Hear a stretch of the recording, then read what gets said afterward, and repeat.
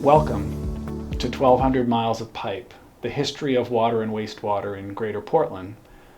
My name is Paul Hunt. I'm the environmental manager with the Portland Water District, and I have been for the past 23 years. I'm not a historian, but I've done some reading about the history of our company, and I'd like to talk to you about it.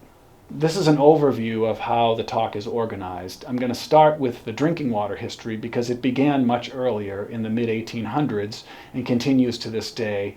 Our wastewater history began in the late 1970s, and so it's a shorter history but equally interesting. So first, part one, the water system. This photograph shows you our present-day water treatment facility in the town of Standish and our source of drinking water in the background, Sebago Lake.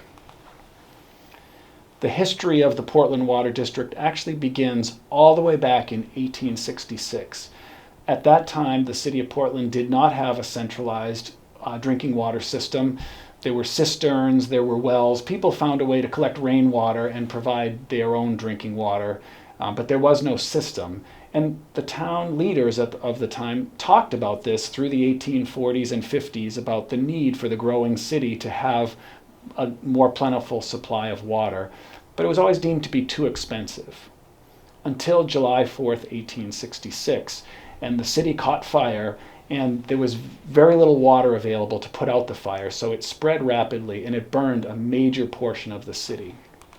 This is a map from the Maine Historical Society that shows you how much of the city burned. The fire started down in the lower left on Commercial Street, and because the winds were blowing to the northwest, it jumped from building to building across the peninsula and burned right through the heart of the city. Many thousands of people were left homeless. This is a picture of Congress Street not long after the fire was out, and you can see it devastated the city. And it sort of ended the discussion of, do we need a public water system? After that, it became, how do we want to construct it? And there was some conversation about Long Creek being a source of drinking water for the city. Some talk about the Presumpscot River, but after the fire, it was agreed that the water should come from Sebago Lake, which would be plentiful into the future as the city grew. Originally, the first company that was organized and chartered by the Maine legislature was a for-profit water company. It was called the Portland Water Company. This is their logo over on the left-hand side. It constructed the system and then operated it from 1866 until 1908. This little excerpt from one of the newspapers of the city at the time, the Eastern Argus, reports on the leaders of the water company meeting to talk about constructing the new water system. The fire was in 1866. The system wasn't ready for operation until Thanksgiving Day, 1869. The water system that was constructed had a major transmission main from Sebago Lake to bring the water to Portland, and then there were two open-air reservoirs. One here on the west end. This was called the Bramhall Reservoir. It's no longer in use today. We don't use open-air reservoirs anymore. It's not a very, you think about all the birds that can land on it, it's not a very sanitary way to store drinking water. But 150 years ago, that really wasn't the thinking. So it was common for cities to have open-air reservoirs like this one. This was the Bramhall Reservoir, and then there was another one on the other end of the city at on Munjoy Hill, known as the Munjoy Reservoir. We don't use these anymore, they're gone, but for a long time this was how water was stored in the city. The Portland Water Company did a lot of what we do today. Really, it's the same process of getting water from the lake through transmission mains to our customers, but the tools that are used were much more rudimentary. We might call them primitive today. And this is a picture of what a water bill looked like in the 1800s. There weren't meters in almost any building to meter how much water was being used. Instead, an estimate was made based on how many bathrooms you had, whether you had a stable of horses. Someone would come and assess that and then assess a bill from that, and you would get this written bill in the mail. The Portland Water Company had a shop that was constructed. It was on Kennebec Street, which is in the West End today. The shop, as you can see from this picture, was really a horse's stable. There were no motor cars at the time to be used to transport materials or people. Things were transported by horse and carriage.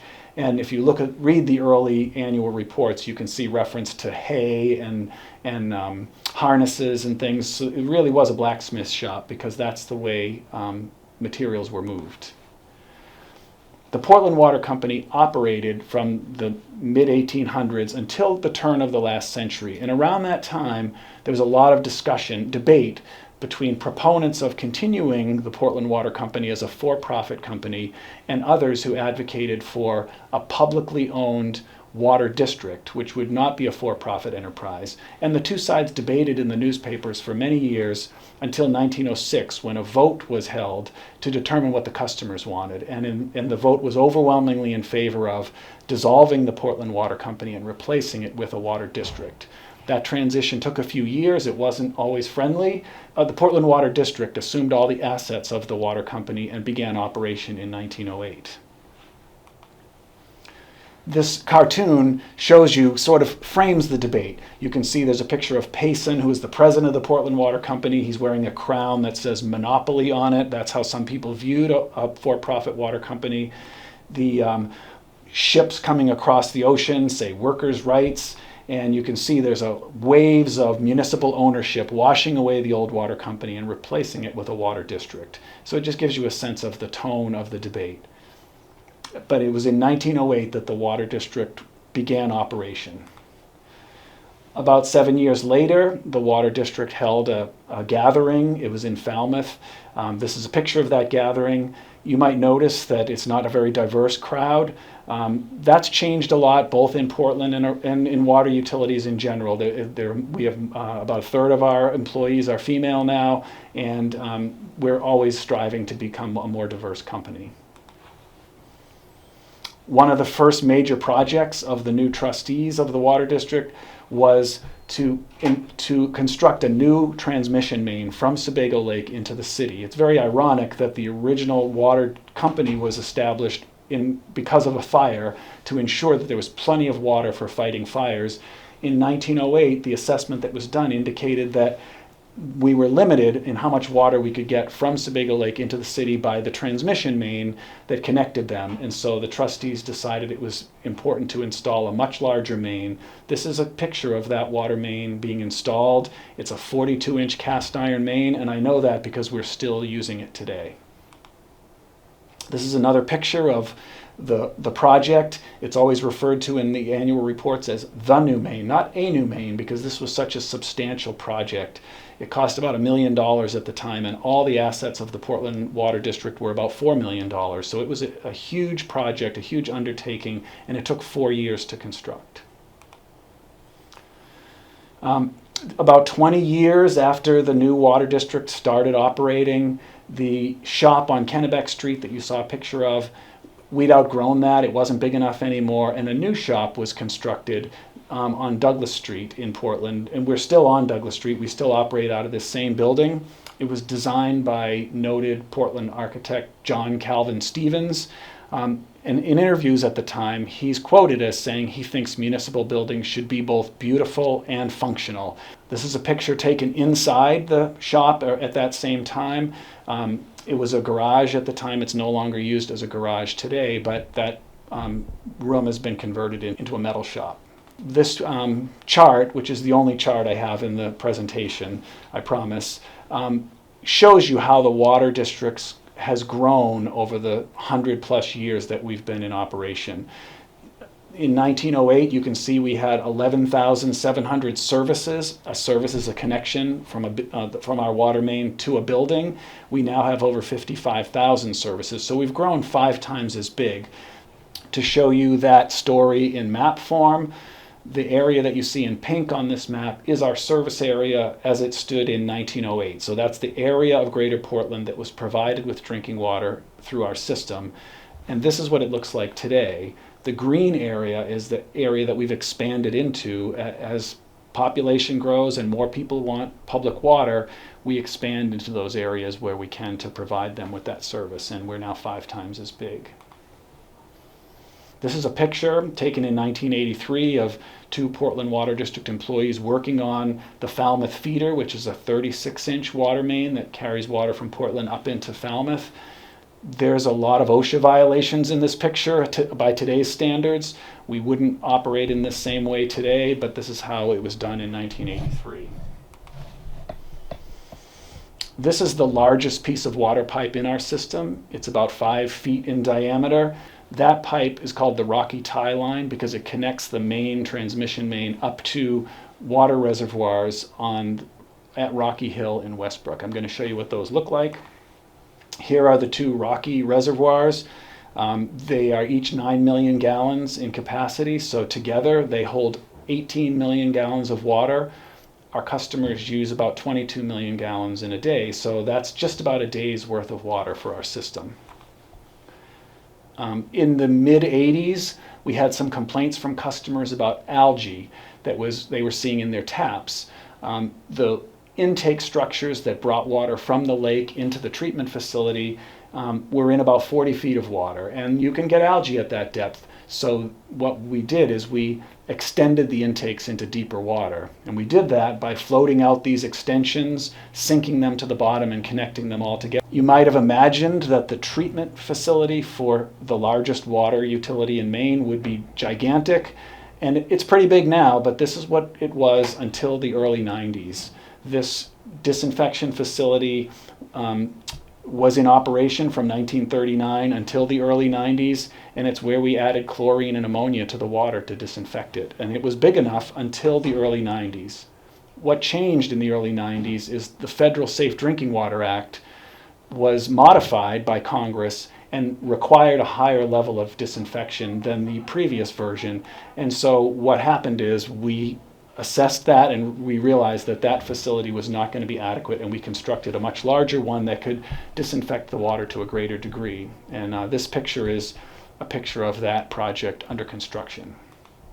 Here's the treatment facility a little closer to being done about a year later, and this is what it looks like today from the air. And it's been renovated since 93. In the mid-2000s, 2010s, we added more disinfection. So it's now water is disinfected 3 times. It's first ozonated, then it's disinfected with ultraviolet light, and then we add chlorine and ammonia, as we always have, before sending it off to our customers.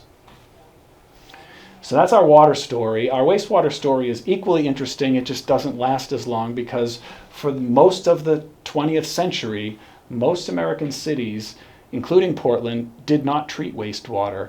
Water was conveyed from homes and businesses through pipes and discharged directly into rivers and the ocean in our case. That changed with the construction of our wastewater system in the mid to late 70s. And that story, just as the water story began with a great fire, the wastewater story began with the passage of the Clean Water Act in 1972. Before that time, most American cities, including Portland, did not treat sanitary wastewater from buildings. What we did is we conveyed that water to the nearest water body, a river or the ocean in our case. But in 1972, Senator Ed Muskie championed the Clean Water Act, which sought to ensure that all waters of the United States were fishable and swimmable. And so, of course, that meant treating wastewater before discharging it. And at that time, Portland and the communities of Greater Portland planned for how are we going to meet the requirements of this new act. The wastewater system, like the water system, has grown since that time, so that now we have 4 wastewater treatment facilities in Greater Portland. We have more than 200 miles of sewer mains that we manage, and we have about 70 sewer lift stations that move wastewater up and over high points to convey it to these treatment facilities. Here are some pictures of our 4 wastewater treatment facilities from smallest to largest. This is a picture of the Peaks Island wastewater treatment facility. This is the Cape Elizabeth wastewater treatment facility. This one in Westbrook treats wastewater from Westbrook and Gorham and part of Windham. And then the largest one, we refer to it as the East End wastewater treatment facility. It's at the east end of the Portland Peninsula, and it's the largest wastewater treatment facility in Maine. This is a picture of the East End beach in 1954, and it's shocking to see how crowded it is. It was a very popular swimming beach at the time, but it was around that time in the mid-50s and late 50s that water test results made clear that it was unsafe to swim at East End Beach, so it was closed for swimming for a number of years. For many years you could not swim there. And when the discussions about a wastewater treatment facility were happening, one of the hopes was that construction of wastewater treatment facilities would allow for beaches like this to reopen. Why was that so? Well, all around the peninsula and around Back Cove were these outfall facilities. This sewer outfall, I think this one's at Higgins Beach, there was no treatment upstream from that. So this pipe is carrying wastewater from those homes that you see behind it directly to the ocean. And this was true in other American cities, and all around the Portland Peninsula, we were conveying wastewater directly to the ocean. And that's why the East End Beach was not safe for swimming. Although construction of these 4 treatment facilities was a big undertaking, in some ways a bigger undertaking was construction of the interceptor system. And this is a picture showing you from 1976, showing you the Ocean Avenue interceptor vault. And what that is it's a place where these sewer mains that are carrying wastewater, in this case to Back Cove, are intercepted by this much larger main and carried to the treatment plant. And so this had to be constructed at when these streets were full of vehicles, and so this all had to be done around all the activities that were occurring in the mid to late 70s. So it was an enormous construction undertaking. And there are interceptors along the Fore River, around Commercial Street, and all around Back Cove. Wastewater has to be moved from low areas up and over high areas to eventually get to treatment facilities. And so there are these lift stations that are peppered all throughout the city to do this movement of wastewater. Some of them are very large, like the one on the far left. Some of them are medium sized, like the one in the middle. And some of them are very small. You could drive by them and not really know what they are. But these are all facilities that are designed to move wastewater. The East End facility is constructed at a site that used to be a landfill. So as part of the process of constructing that plant, the first step was to excavate all that trash and move it to and move it elsewhere so that the plant could be constructed there. And this is a picture of trucks and a backhoe removing the trash. Here's a picture of the facility in 1977, nearing closer to completion. Here's a picture of really the guts of the treatment part of the facility before it received its first drop of wastewater. Much of what is going on at that treatment plant is underground. You don't see it. All those buried concrete chambers are where the treatment is happening, and what you see at the surface are sometimes just very small structures. But a lot of what happens is happening underground. Here's a picture from the air, and from left to right you can see the primary basins and then the secondary aeration basins in the middle, and then these 3 clarifiers. You saw earlier one of the clarifiers being under construction. When the plant first opened, the clarifiers were uncovered, and in 1982 it was decided to cover them, and so you can see here the 2 of the covers under construction.